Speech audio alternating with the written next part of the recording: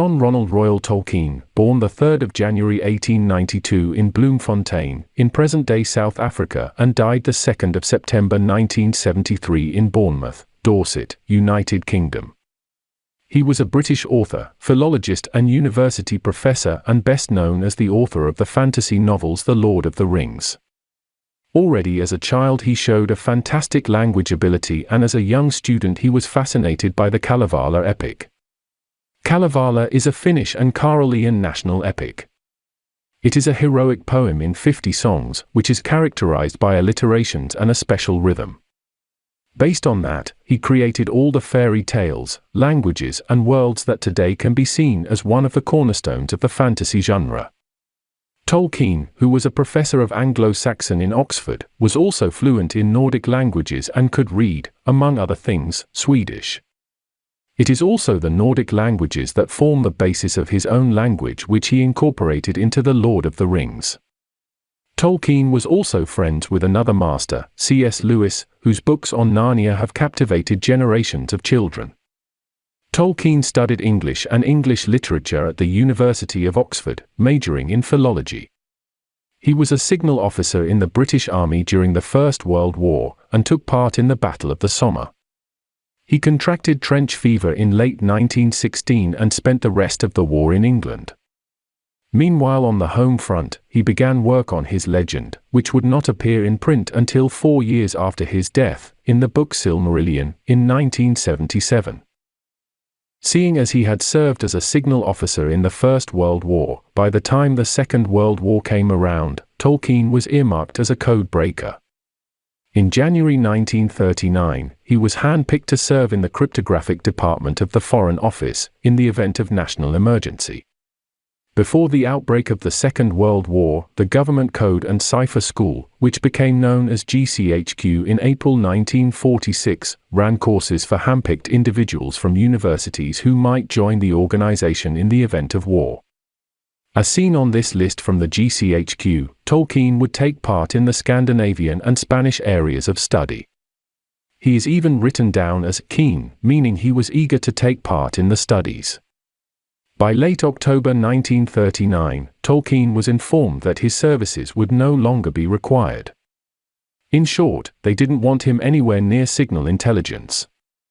We could speculate quite extensively about the reason the GCHQ decided to end Tolkien's engagement as a codebreaker, but as we will try to show in this episode, it was probably because he was a bit too clever for his own good.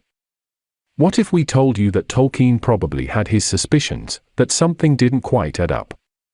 Remember, he had served in the First World War as a signal officer, but now the GCHQ didn't want his services. We are willing to bet that Tolkien might have been a little too open about his suspicions. It's very hard to find anything today that relates to Tolkien's dismissal from the GCHQ. The official statement from the GCHQ completely contradicts what Tolkien himself has written. The statement reads as follows. Although he has Keen written after his name, possibly indicating he was willing to undertake such work, in the end, he did not join us. Alternatively, Keen could simply be a note on how to pronounce Tolkien. We'll probably never know which meaning was intended. Well, either Tolkien was considered a liability due to his insights about the world, or he simply decided not to take part in the charade. It doesn't really matter, as both alternatives are probable.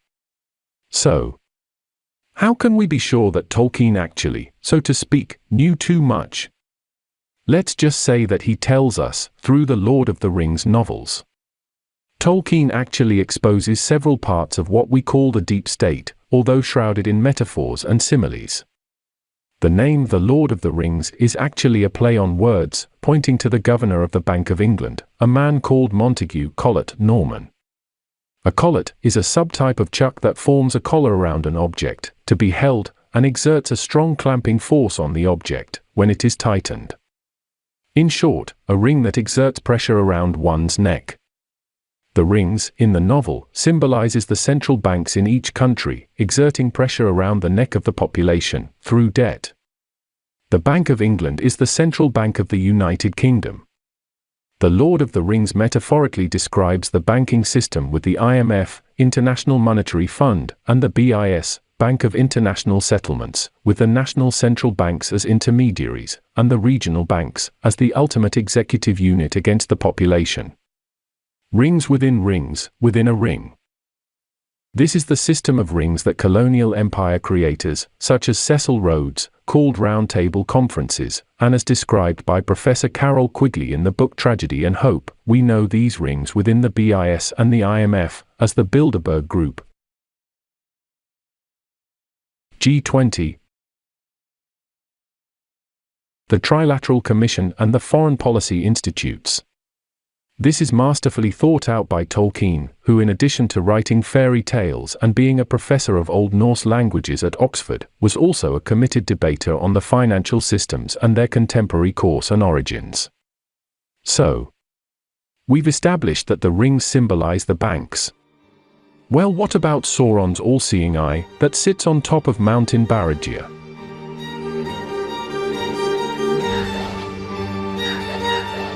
Well, who surveils everything? Who sees all? This is, of course, also a metaphor. Let us introduce the telephone tower in Stockholm. The telephone tower was completed in 1887 and was a 50-meter high truss tower on Malmskillnadsgatan that collected 4,000 telephone wires in Stockholm. In the building below, switchboard operators sat and connected the calls. Of course, it would never occur to them to have wiretapping activities in the same building. The telephone tower had been commissioned by Stockholm's Public Telephone AB, a company that would later merge with Ericsson. Go back and listen to episode 2, where we explain more about the company called Ericsson. Pretty soon, the public and the press thought that the tower was ugly and that a decoration was needed. A prize competition was then announced for the decoration of the tower. The competition was won by J. Zetterstedt, who was an official at the company. The proposal was substantially reworked by the architect Fritz Eckert around 1890, and the tower got the 4 corner towers with pennant poles. At all major events in the city, it was decorated with flags. There were also smaller telephone towers at the company's substations on Svartmangatan 6 and Hornsgatan 9. As early as the beginning of the 1890s, the wires began to be joined together in underground cables. Around 1913, the rebuilding was completed, and the telephone tower lost its function, even though individual wires remained. Having the cables hanging in the sky above Stockholm was blocking the sun for the inhabitants. Did the sun ever shine in Mordor? In 1939, a rotating clock was mounted on the tower, the so-called NK clock. The dial has a diameter of 7.6 meters and was then Europe's largest. The NK clock was manufactured in 1939 by the company ASEA. ASEA, just like Ericsson, is also controlled by the Wallenberg family, through their investment company Investor. I'm sure you remember the swastika in the old ASEA logotype. The entire clock weighs 7 tons, and the NK clock became a popular feature in the cityscape. If you look at the telephone tower with its rotating clock at the top, what sort of parallels can you draw? Needless to say, Tolkien's metaphor for the all-seeing eye of Sauron was the NK clock. All-seeing, as it symbolizes the surveillance that Ericsson conducts through the telecommunications infrastructure. Remember, the deep state control both money and information, and Tolkien had a very good idea as to how. After Tolkien got into a dispute with his publisher, George Allen and Unwin, who didn't want to publish his novel, he had to turn to publisher William Collins in 1950. Tolkien intended the Silmarillion, itself largely unrevised at this point, to be published along with The Lord of the Rings, but Allen and Unwin were unwilling to do this. Milton Waldman, his contact at Collins, expressed the belief that The Lord of the Rings itself urgently needed cutting. After several back and forths with the publishers, Tolkien eventually got frustrated and demanded that they publish the book in 1952. Collins refused. On Wednesday, July 23, 1952, a fire broke out in Televerket's radio laboratory, which was housed underneath the telephone tower, causing severe damage to the tower and the rest of the building. The very next day it was decided that the tower would have to be demolished. Tolkien again wrote to Allen and Unwin, saying, "I would gladly consider the publication of any part of the books, fearing his work would never see the light of day." One might think that somebody with influence didn't want the books published, or at least, to delay the publication. In 1953, the telephone tower was finally demolished, officially citing the reason being that the risk of it collapsing was too great. So the tower had stood for almost a year after the fire, but the risk of collapse was still too great for it to stay in place. The NK clock was dismantled shortly before the telephone tower was demolished, but reassembled within a year at its current location, on the department store NK's roof. There had been plans to turn the telephone tower into a skyscraper, but because of the fire, this never happened. Delays in producing appendices, maps and indexes led to The Lord of the Rings being published later than originally planned. The first book was published on the 29th of July 1954, the second on the 11th of November 1954 and the third on the 20th of October 1955, in the United Kingdom. When the books got out to the public, the telephone tower was gone. There are many more metaphors in the books, but we've chosen this one because it is central to the story. Another metaphor is that of a certain Tom Bombadil. Tom Bombadil is the name of a character in Tolkien's Legendarium, and he is also featured in The Lord of the Rings. Although Bombadil was omitted from Peter Jackson's film trilogy, the 1978 film and radio adaptations of The Lord of the Rings, as considered non-essential to the story, when he is in fact anything but. Due to Tom Bombadil's different nature, many of Tolkien's readers have speculated about him. Various attempts have been made to explain who he really is, and to make him fit into Tolkien's mythology. Tolkien, however, deliberately left Tom Bombadil a mystery. Tolkien was well versed in the Swedish language and culture and probably even the mentality of the Swedish people. In The Lord of the Rings, when Frodo stays at Tom Bombadil's house, he asked the question to his wife. "Who is Tom, really?" She replies, "He is the master of wood, water and hill." That didn't really mean anything to Frodo, and what could that possibly mean? So maybe it's another metaphor. What is made using these three components? Wood, water and hills. At least since the 12th century, hydropower has been used in Sweden to take advantage of forests and ores. Around the year 1200, the first hydropower plants in the Nordic countries were built. For almost 700 years, hydropower has been used in the Nordic countries, and has long been owned and controlled by the monarchy. The Crown had ownership of all major watercourses, along with associated hydropower. By using more modern hydro plants, Sweden was later the first country in Europe to receive electricity. Härnösand was one of the first cities in Europe to have street lighting in 1885.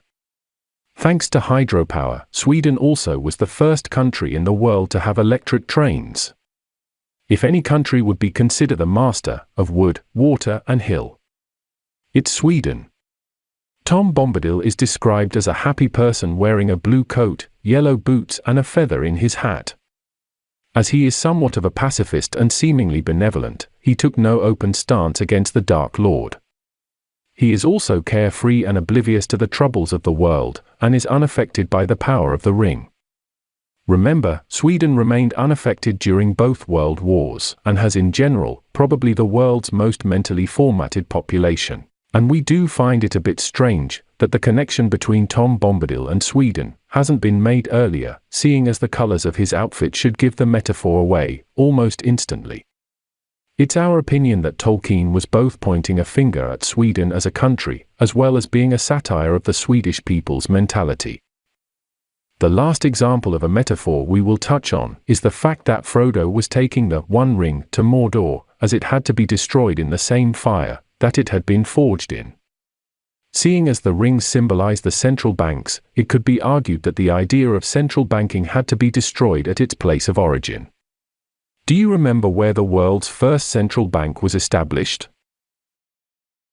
Sweden. In 1668.